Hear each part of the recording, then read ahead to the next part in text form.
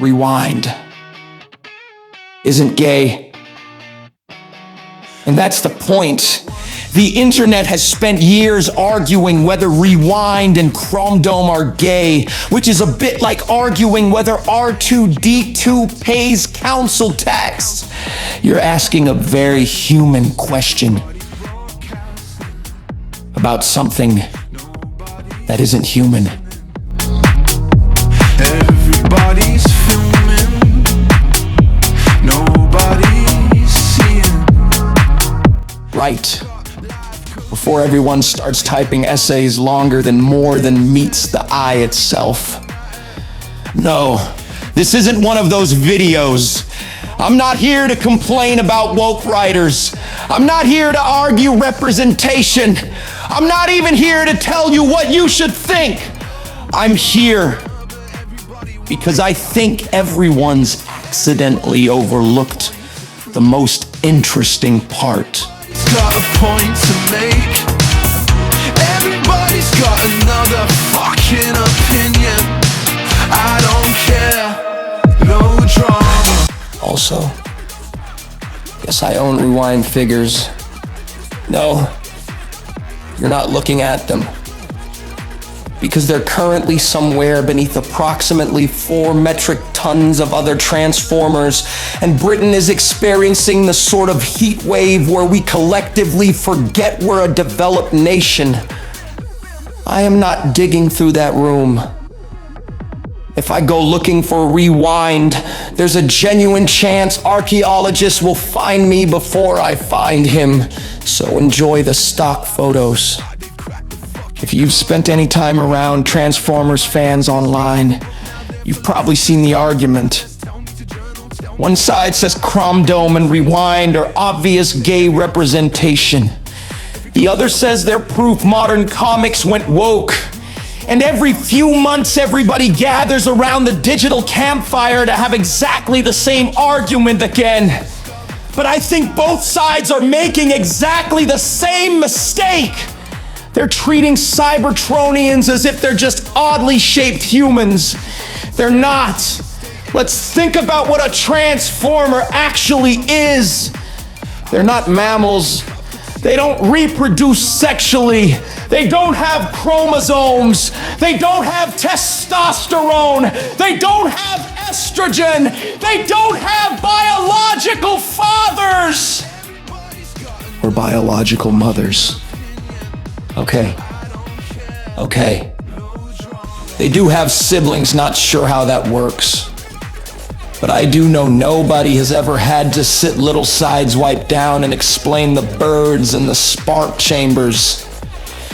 So immediately we're trying to use human language to describe something that evolved, if that's even the right word, completely differently. It's like trying to explain Wi-Fi to a medieval farmer. You're using the wrong vocabulary. Now, before somebody in the comments says, they're all dudes, well, sort of. Most Transformers appear as masculine. Most use he, him pronouns. Most have voices we interpret as male. Some universes introduce female Transformers, others barely acknowledge gender at all. But gender expression isn't the same thing as biological sex for humans.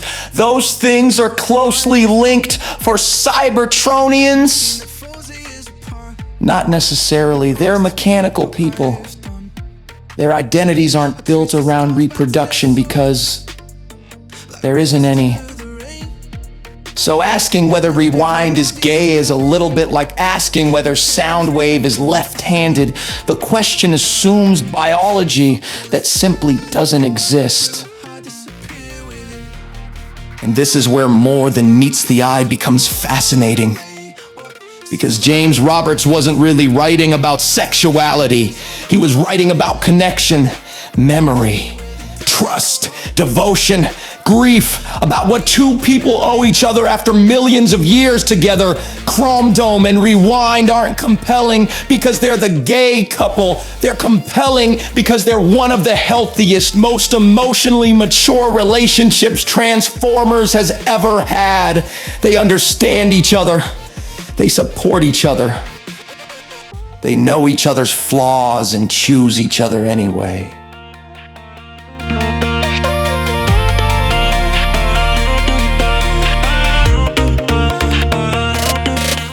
The writers even gave Cybertronians their own term, conjunx endura.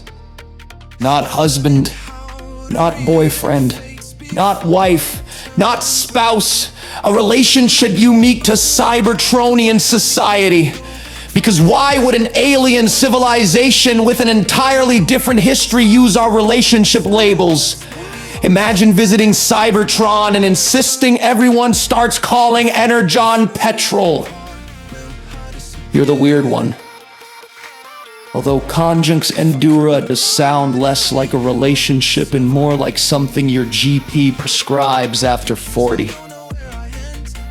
And I actually think this says more about us than it does about them.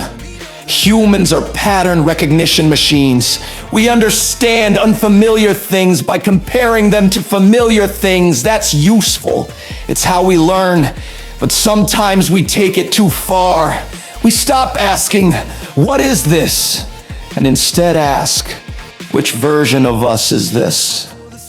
That's anthropomorphism. It's why people think their cat is judging them. It's why we shout at printers as though they'll suddenly develop empathy. It's why we think Optimus Prime is everyone's dad. And it's why we keep trying to squeeze Cybertronian relationships into human boxes. Here's where I land. I think James Roberts achieved something genuinely profound. He wrote a relationship in a comic about transforming toy robots that became universally applicable. People from completely different backgrounds have looked at Chromedome and Rewind and found something meaningful. Some see LGBT representation. Some see soulmates. Some see lifelong friendship pushed to its absolute limit. Some see unconditional love that transcends anything physical. Some simply see two sentient beings trying to hold each other together in a universe determined to pull them apart. Who's right? Maybe all of them. Maybe none of them. Because I don't think the point is to decode the relationship like it's a crossword puzzle. The point is what it makes you feel. That's what great art does. It doesn't hand you a neat little answer. It invites you into the conversation, and somehow James Roberts managed to do that in a comic originally created to help sell transforming plastic robots. That's an extraordinary achievement. Are Rewind and Chromedome gay? I still think that's the wrong question. The better question is, what does love look like when you remove biology from the equation? Because maybe that's the real beauty of science fiction. It gives us minds that aren't like ours. And somehow teaches us something about ourselves anyway. So take from Chromedome and Rewind whatever speaks to you. If you see your own relationship reflected there, brilliant. If you see two Cybertronians with a bond that's completely alien to anything humans have words for, also brilliant. Neither interpretation diminishes the story. But if you find yourself getting genuinely angry about what somebody else takes away from a comic about giant robots, I don't think James Roberts is the one with the problem. I think that's a you problem. Now, if you'll excuse me, I'm going back to not looking for my Rewind figures. If you've enjoyed this sort of psychological deep dive into Transformers, Let me know what character you'd like me to tackle next. Subscribe if you haven't already. And until next time, put it on the shelf. Pretend everything's fine. But everybody want a goddamn opinion. Everybody's got a point to prove.